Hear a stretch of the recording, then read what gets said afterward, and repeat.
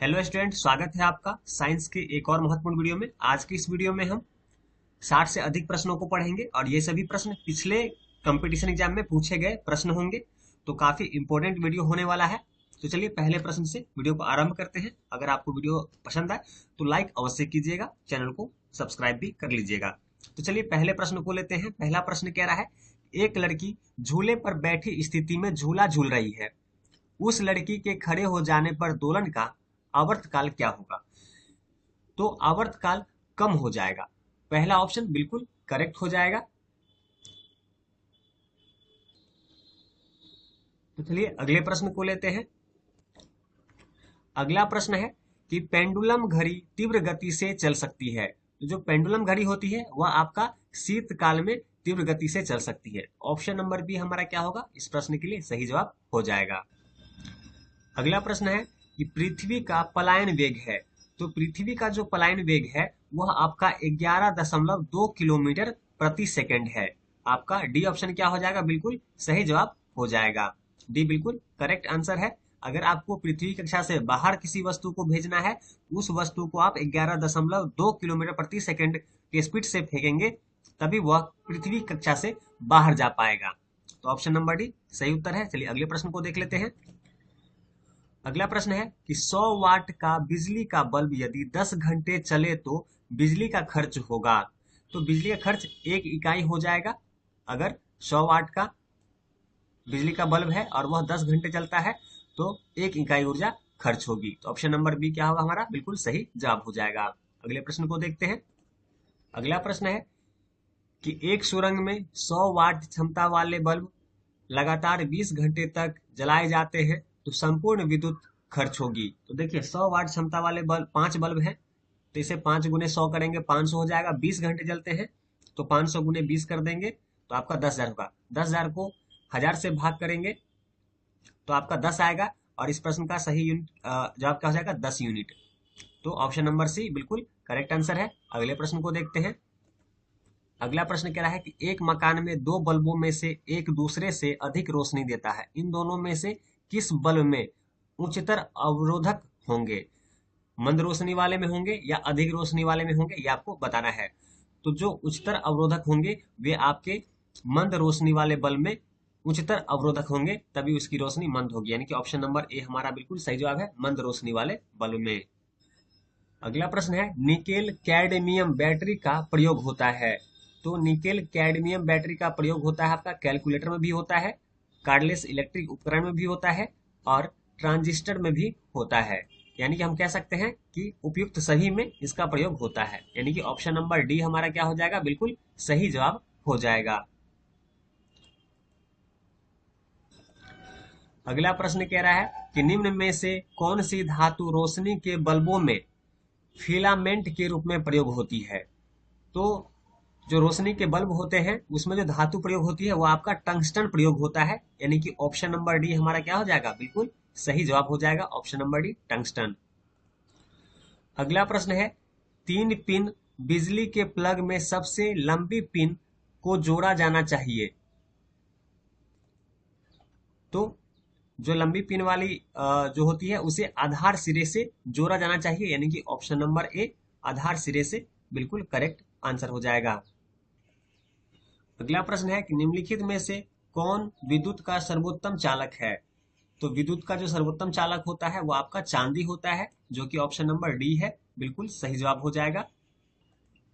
अगला प्रश्न है कि घर की सुरक्षित विद्युत सप्लाई के लिए उपयोग में लाने वाली फ्यूज तार जिस धातु की बनी होती है उसका गलनांक कम होता है, गलनांक ज्यादा होता है, प्रतिरोध अधिक होता है, प्रतिरोध कम होता है? तो देखिए गलनांक कम होता है, यह भी बिल्कुल सही है। गलनांक ज्यादा होगा, ये तो फ्यूज के लिए गलत है। प्रतिरोध अधिक होगा, ये फ्यूज के लिए बिल्कुल सही है। और प्रतिरोध कम होगा, प्रतिरोध अधिक होता है, कम नहीं होता है। यानी कि हम देखिए तो ऑप्शन नंबर ए और सी सही है। यानी कि आपका ऑप्शन नंबर ई बिल्कुल सही जवाब है। अगला प्रश्न है कि हैलोजन लैंप का तंतु निम्न की मिश्र धातु होता है।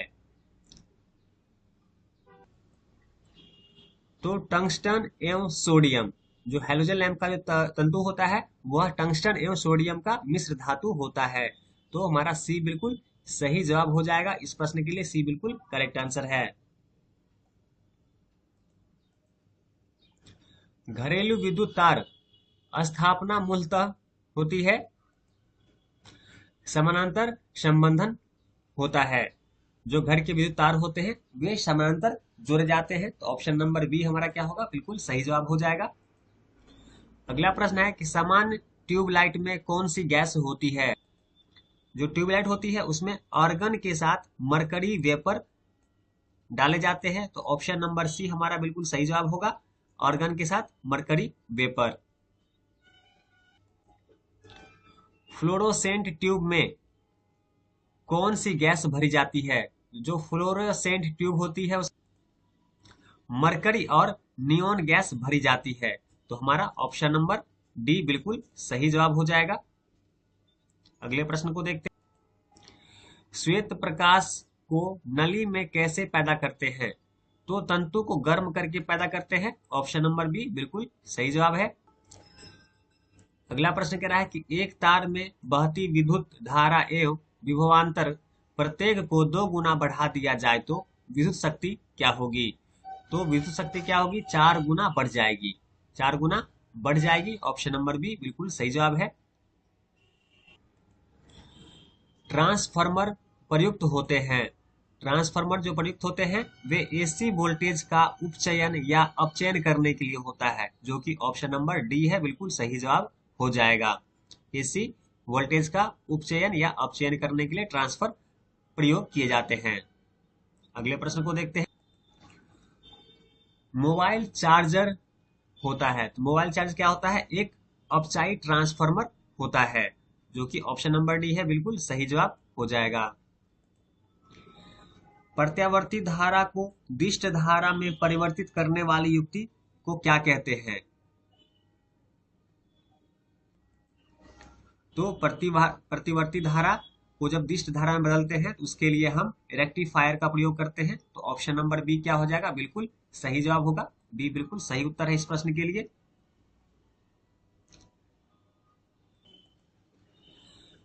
पृथ्वी के चुंबकीय क्षेत्र का कारण है।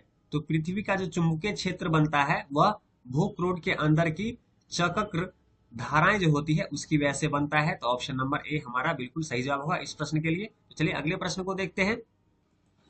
अगला प्रश्न कह रहा है कि प्रकाश विकिरणों की प्रकृति होती है। तो तरंग एवं कण दोनों के समान होती है। तो ऑप्शन नंबर सी हमारा सही जवाब है। प्रकाश की गति है, प्रकाश की गति की स्पीड 3 गुने 10 का पावर 8 मीटर प्रति सेकेंड, जो कि ऑप्शन सी है, बिल्कुल सही जवाब हो जाएगा। प्रकाश का वेग अधिकतम होता है। तो प्रकाश का वेग अधिकतम निर्वात में होता है, जो कि हमारा ऑप्शन नंबर सी है। तो सी क्या होगा, सही जवाब हो जाएगा इस प्रश्न के लिए। चलिए अगले प्रश्न को देखते हैं। सूर्य के प्रकाश को धरती की सतह पर पहुंचने में लगने वाला समय है लगभग कितना, 8.5 मिनट का समय लगता है। तो ऑप्शन नंबर सी क्या होगा, हमारे इस प्रश्न के लिए सही जवाब हो जाएगा। अगला प्रश्न है कि प्रकाश तरंगों के वायु से कांच में जाने पर जो चर प्रभावित होते हैं वे हैं तरंग दैर्घ्य और वेग। तरंग दैर्घ्य और वेग प्रभावित होते हैं। तो ऑप्शन नंबर डी बिल्कुल सही जवाब हो जाएगा। निम्नांकित ऊर्जा रूपांतरणों में किसके द्वारा प्रकाश संश्लेषण की क्रिया संपादित होती है। प्रकाश से रासायनिक ऊर्जा, बिल्कुल सही जवाब हो जाएगा ऑप्शन नंबर ए। प्रकाश सजावट तथा विज्ञापन के लिए विसर्जन नलिकाओं में प्रयुक्त होने वाला गैस है। तो नियोन का प्रयोग करते हैं। तो ऑप्शन नंबर डी हमारा बिल्कुल करेक्ट जवाब होगा इस प्रश्न के लिए। तो चलिए अगले प्रश्न को देखते हैं। साबुन के पतले झाग में चमकदार रंगों का बनना किस परिघटना का परिमाण है। तो बहुलित परावर्तन और व्यक्तीकरण के कारण क्या होता है, साबुन के पतले झाग में चमकदार रंग का चमकदार रंग बनता है। तो ऑप्शन नंबर हमारा ए बिल्कुल सही जवाब है, बहुलिक परावर्तन और व्यक्तीकरण। पूर्ण आंतरिक परावर्तन होता है जब प्रकाश जाता है हीरे से कांच में। हीरे से कांच में जब जाता है तो पूर्ण आंतरिक परावर्तन होता है। तो ऑप्शन नंबर ए हमारा सही जवाब है। अगला प्रश्न है कि निम्नलिखित में से किस परिघटना का उपयोग ऑप्टिकल फाइबर में किया जाता है। तो पूर्ण आंतरिक परावर्तन का प्रयोग किया जाता है। ऑप्शन नंबर सी हमारा बिल्कुल करेक्ट जवाब है। अगले प्रश्न को देखते हैं। अगला प्रश्न है कि तंतु प्रकाशिकी संचार में संकेत किस रूप में प्रभावित होता है। तो ऑप्शन नंबर ए प्रकाश तरंग के रूप में प्रभावित होता है। ऑप्शन नंबर ए सही जवाब होगा। अगले प्रश्न को देखते हैं। मृग मरीचिका का कारण है। तो मृग मरीचिका का जो कारण होता है वह प्रकाश का पूर्ण आंतरिक परावर्तन होता है। तो ऑप्शन नंबर डी हमारा सही जवाब होगा। इस प्रश्न का सही उत्तर डी होगा, प्रकाश का पूर्ण आंतरिक परावर्तन। अगले प्रश्न को देखते हैं। अगला प्रश्न है कि एक कटा हुआ हीरा क्यों जगमगाता है। तो एक कटा हुआ हीरा जो है पूर्ण आंतरिक परावर्तन के कारण जगमगाता है। तो ऑप्शन नंबर सी बिल्कुल सही जवाब होगा। तो चलिए अगले प्रश्न की ओर चलते हैं।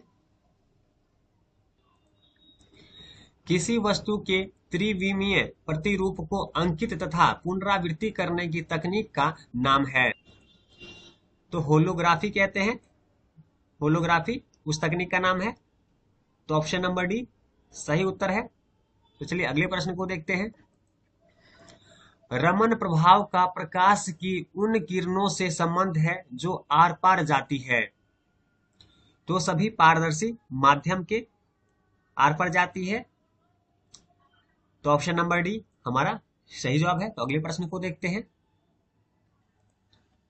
अगला प्रश्न है कि दूरदर्शन के संकेत एक निश्चित दूरी के बाद नहीं मिल सकते क्योंकि पृथ्वी की सतह क्या है, वक्राकार है। इस वजह से लंबी दूरी के बाद दूरदर्शन के संकेत हमें नहीं मिलते। तो ऑप्शन नंबर डी इस प्रश्न का सही जवाब हो जाएगा। चलिए अगले प्रश्न को देखते हैं।